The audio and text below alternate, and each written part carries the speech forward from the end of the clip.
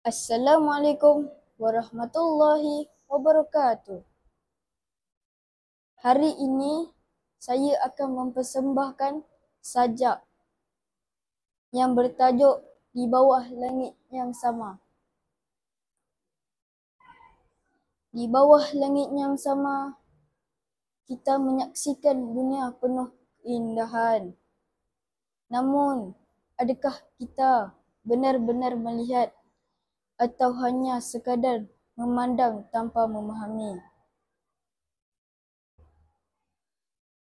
Di bawah langit yang sama, dia menyaksikan dunia penuh kehancuran. Namun, adakah dia benar-benar melihat atau hanya sekadar memandang tanpa hati? Di sini hujan turun membawa rahmat. Di sana hujan turun membawa derita. Di rumah kita masih ada yang menanti. Di rumah dia kesepian yang menanti. Kita sedar, kita lihat, kita dengar.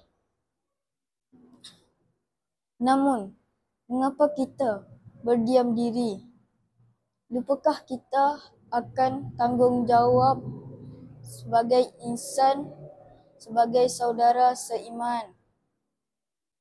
Pinta dilihat, pinta didengar dengan hati yang nurani.